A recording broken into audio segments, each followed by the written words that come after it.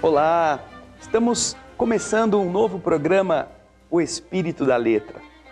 Com este programa nós desejamos que você possa sentir as belezas da obra de André Luiz, sobretudo desta que estamos comentando, o livro Nosso Lar, uma obra muito conhecida que temos certeza você já leu e se não leu, vai ler, porque ela ensina muita coisa.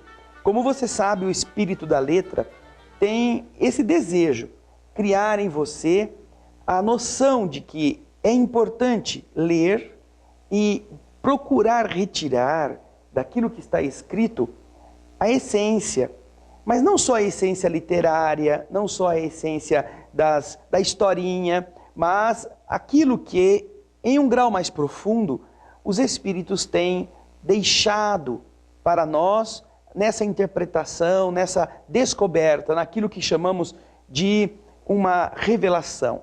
Então, o Espírito da Letra tem continuidade no programa de hoje para falarmos do capítulo 2º do livro Nosso Lar. Você está vendo aqui, na imagem da TV, aquela imagem que nós usamos para comentar o capítulo 1º, nos planos inferiores. O capítulo 2º também estará, em boa parte dele, ou quase na totalidade, vivendo essa mesma ambiência. André Luiz está numa região escura, uma região que ele não sabia onde era. Ele tinha noção de que havia perdido o corpo físico. E o capítulo começa com o André Luiz relatando que escutava gritos que o acusavam de suicida, de suicida. Ele fica confuso, porque de verdade ele sabe que não havia se matado.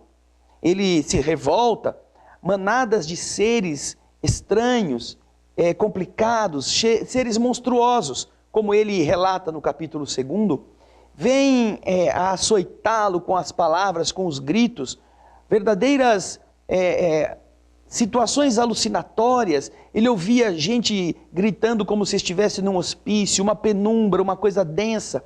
Nós já comentamos algumas dessas situações no programa anterior. Você verá então que André Luiz, que já naquela primeira passagem, no programa da semana passada, reclamava dessa situação, se queixava do sofrimento daquela região estranha, dessa região difícil.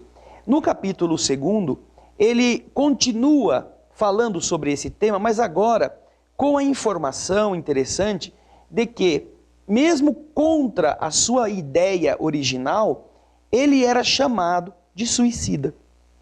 Ele se recorda dos momentos do hospital, ele fala com ele mesmo e com você, leitor, que ele se recorda de estar lutando contra uma tumoração dos intestinos, a cirurgia a que ele foi submetido na região do baixo ventre. Ele fala do pique desagradável da agulha de injeção, do contato gelado do termômetro, com o sentido de nos fazer entender que ele não tinha nenhuma dúvida a respeito de que o que tinha acontecido com ele era uma morte em decorrência de uma enfermidade contra a qual ele lutava. Ele ainda fala da saudade da esposa, a cena final daquele momento, daquele encontro, em que a esposa e os seus 3 filhos estavam ali se sentindo abandonados pelo genitor, pelo pai. E depois que ele passa por essa despedida, ele se vê nesta zona estranha. Para que você possa entender, ele não tinha nenhum preparo espiritual, e conta isto no capítulo 2º, nenhum preparo a respeito do que o esperava do lado de lá. Não sabia. Aliás, ele se confessa avesso às questões religiosas. Havia vivido na terra em uma situação de religiosidade formal, não fazia mal para ninguém, estudava muito, havia sido médico, não é? E nós iremos ver que se tratou de um pesquisador bastante conhecido, bastante competente, mas que agora, diante das coisas que ele estava enfrentando, nada disso era importante. Conta André Luiz no capítulo 2º que em nenhum momento ele sentiu tanta necessidade de uma de uma volta para a religiosidade, de um retorno a ele mesmo, porque tudo estava muito estranho. Ele conta que tinha fome, que o cabelo crescia. Vejam só nesta imagem. Ele está cabeludo, barba grande, a roupa estava se rasgando. Ele tinha que se esconder das manadas de seres, como vocês podem ver, que o perseguiam, até mesmo por causa da acusação de que ele havia se matado. Ele às vezes tentava brigar com estas feras e esmurrava o ar, e gargalhadas surgiam, dando a ele a ideia de que ele estava fazendo algo totalmente inadequado. André Luiz, então, está contando isto neste capítulo 2. E logo depois do nosso primeiro intervalo, nós iremos ler alguns trechos para que nós entendamos com mais preciosidade as expressões que André Luiz quer nos passar, até para revelar-nos a condição dele. E nós aqui queremos lembrar que André Luiz não era espírita, não tinha nenhuma ligação com o mundo espiritual, e que para nós servirá muito de ajuda no entendimento do que vai acontecer conosco. Esta é uma primeira abordagem neste nosso bloco inicial, para que você entenda o ambiente onde André Luiz está. Quando voltarmos do intervalo, você vai ler conosco alguns trechos que nós selecionamos para que isso possa ficar bastante marcado no seu espírito. Não se esqueça, ler é prazeroso e é importante que você possa, ao desejar aprender, criar condições adequadas, ter um ambiente mesmo simples, confortável, um ambiente agradável. Porque quando você lê sem cuidado, você tem sono, você está mal acomodado, você transfere essa sensação ruim para a leitura. E ler é uma coisa chata, ler é uma coisa cansativa, eu vou ler, tenho sono. Não, procure enriquecer-se com a leitura e crie ambientes, crie momentos com disciplina, com método, para que você desfrute destes ensinamentos. Porque quando você lê alguma coisa e apreende o ensinamento, você já não é mais a mesma pessoa. Fique conosco. No próximo bloco, estaremos lendo na nossa sala de leitura alguns trechos do livro Nosso Lar, no capítulo 2.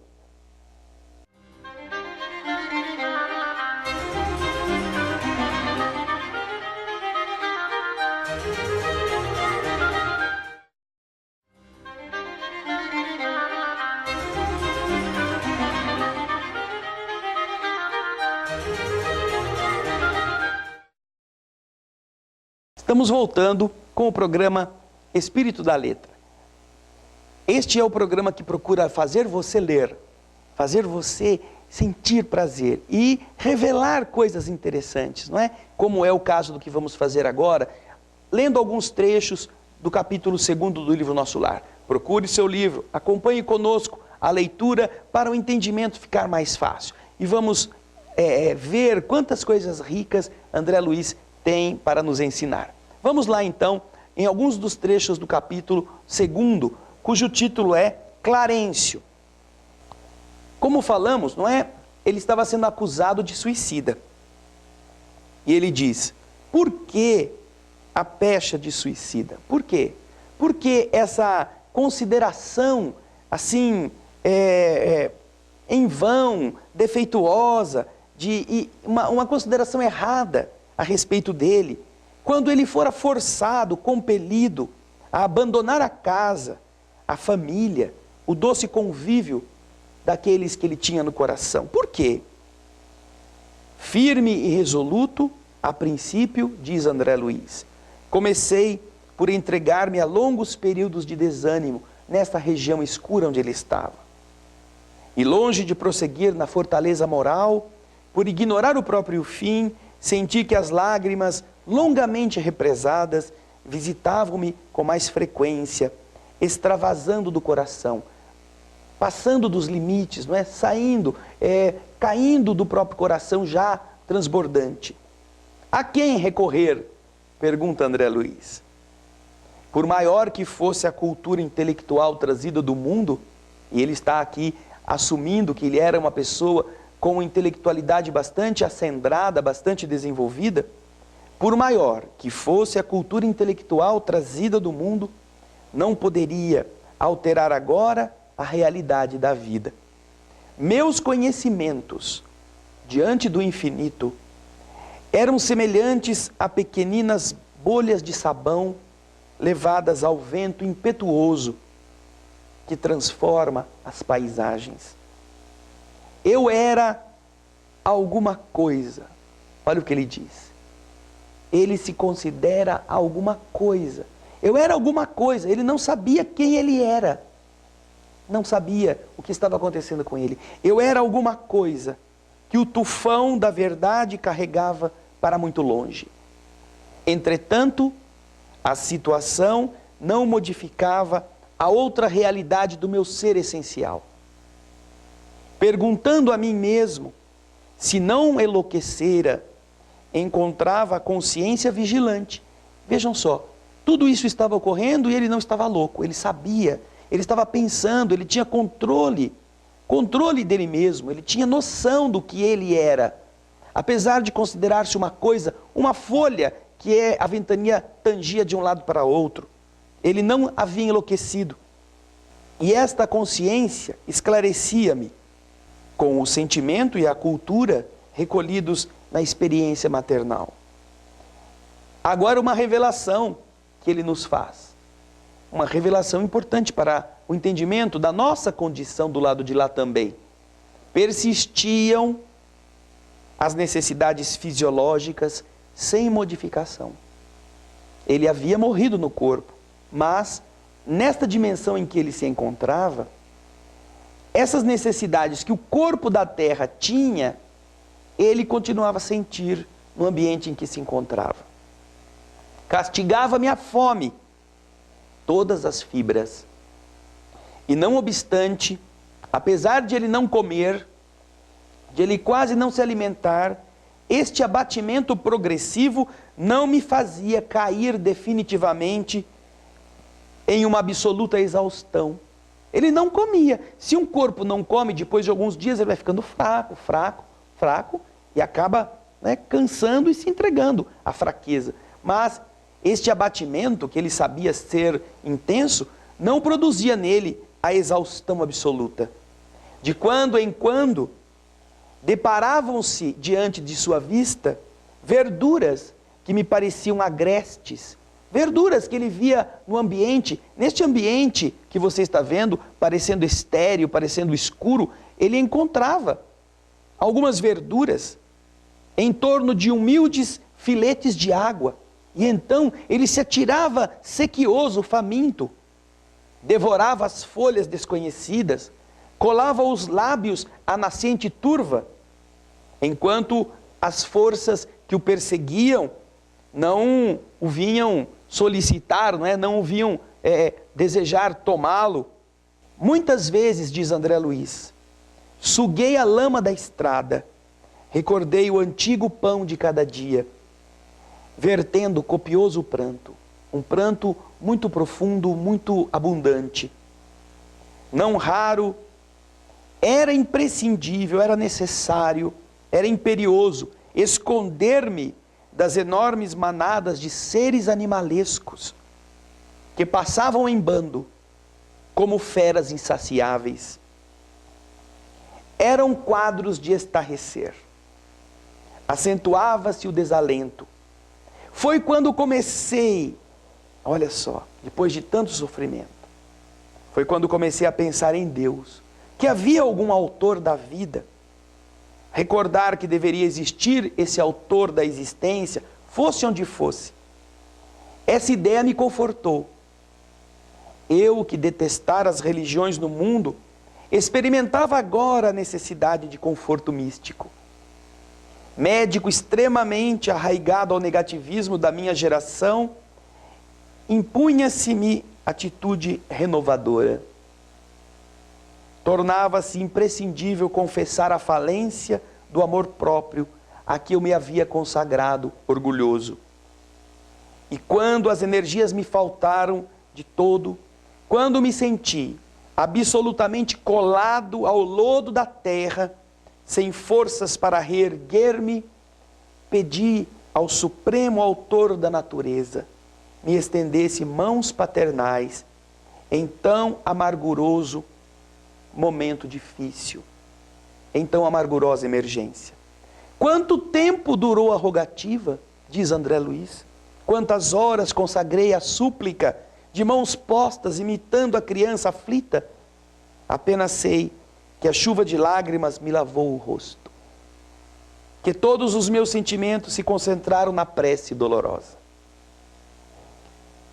Momento difícil, que nós esperamos que você nunca precise passar. Agora, no próximo bloco, nós iremos ver o que acontece. Pensemos nisso. Vamos lá.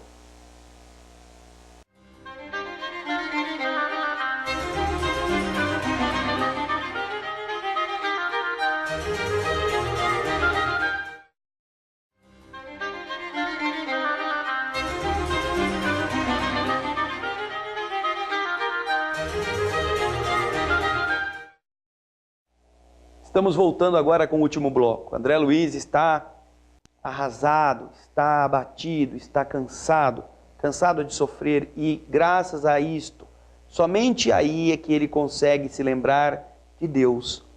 Era um homem inteligente, um homem que havia se dedicado ao estudo, um pesquisador que se notabilizou na terra por muitas experiências, com muitos conhecimentos acumulados, mas agora ele confessa, isso nada lhe valia. Agora o que ele sentia era vontade de Deus, fome do Pai, de entendimento. E ele fala exatamente isto, nesse instante. Quanto tempo durou essa rogativa que ele começou a fazer? Veja aí no texto, acompanhe com a gente. Quantas horas consagrei a súplica, de mãos postas, imitando a criança aflita? Apenas sei que a chuva de lágrimas me lavou o rosto, que todos os meus sentimentos se concentraram na prece dolorosa. Estaria eu, então, completamente esquecido? Não era igualmente filho de Deus?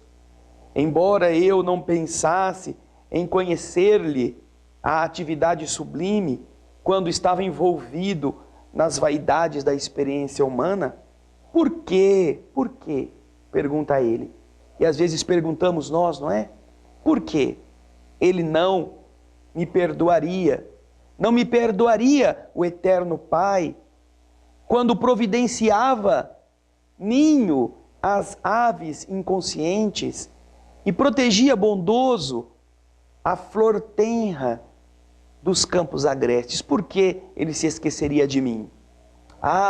Vejam agora a reflexão que faz André Luiz, para nosso pensamento, para que a gente também medite nisto. É preciso haver sofrido muito, muito, para entender todas as misteriosas belezas da oração. É necessário haver conhecido o remorso, a humilhação, a extrema desventura, para tomar com eficácia o sublime elixir de esperança. Foi aí, foi nesse instante, que as neblinas espessas se dissiparam e alguém surgiu. Um emissário do céu, um velhinho simpático. Vejam ele aqui. Um velhinho simpático me sorriu paternalmente, inclinou-se, fixou nos meus os grandes olhos lúcidos e falou: coragem, meu filho, o Senhor não te desampara. Quantas vezes, queridas irmãs, queridos irmãos, espíritos amigos não estão tentando fazer a mesma coisa conosco, mas a gente ainda é muito duro, a gente ainda está com muita raiva, a gente ainda tem muito desejo de vingança, a gente ainda quer prejudicar os outros porque fomos prejudicados, a gente ainda quer consertar o mundo como se nós fôssemos Deus, não é? E estes espíritos, por mais que nos falem, não conseguem nos ajudar no entendimento destas coisas. Pense você, quantas vezes também algum espírito quis falar isso, ou tenta falar isso com você. Puxa, coragem, meu filho. O Senhor não te desampara. Amargurado pranto, diz André Luiz, banhava-me toda a alma. Não era só o rosto agora. Ele estava com a alma chorando. Emocionado, quis traduzir meu júbilo, comentar a consolação que me chegava, mas, reunindo todas as minhas forças, as que me restavam, pude apenas perguntar: quem sois, generoso emissário de Deus? O inesperado benfeitor sorriu com bondade e me respondeu: chama-me Clarencio, este que você está vendo. Sou apenas teu irmão. Chama-me Clarencio, meu nome. Sou teu irmão, não sou mais do que isto. E percebendo o meu esgotamento, diz André, acrescentou: agora fique calmo, permaneça sereno, permaneça em silêncio. É preciso descansar para reaver as energias. Em seguida, chamou 2 dos seus assistentes, vejam só, que traziam uma faixa enrolada que era como um lençol, que improvisaram como uma maca. Colocaram André Luiz ali. E ele ordenou: prestemos ao nosso amigo os socorros de emergência. E os 2 cooperadores, reunindo suas forças, colocaram André sobre a maca, e Clarencio disse, encerrando o capítulo: vamos sem demora, preciso chegar em nosso lar com a presteza possível. Agora estavam carregando o precioso fardo, aquele espírito que estiveram nas condições terríveis, que padecera tanto sofrimento, agora encontrara ele o amparo que, como nós veremos mais adiante, sempre estivera próximo dele, mas que ele não via. Esta é uma das revelações que nós entenderemos ao longo destes capítulos. André Luiz era visitado por espíritos amigos. André Luiz era amparado pela oração dos que o amavam, sua mãe, os entes queridos. Clarencio mesmo o visitava, mas ele não estava aberto. Ainda ele era dono dele próprio. Ele era o poderoso que tentava entender as coisas do seu modo. E por isso não via. Como ele diz, será preciso sofrer muito para amolecer as fibras do nosso orgulho, da nossa arrogância, da nossa prepotência, para que nós entendamos nossas fragilidades do afeto, sendo tocadas pela generosidade do Pai em todos os momentos. Que estas revelações de André Luiz nos sirvam para melhorar o que somos, antes que nós também tenhamos que passar pela experiência que ele passou.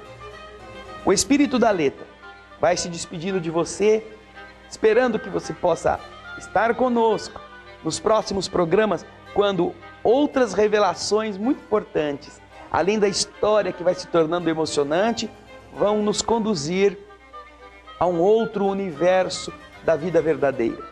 Pense nisso. O Espírito da Letra te abraça, espera por você na próxima semana. Muita paz.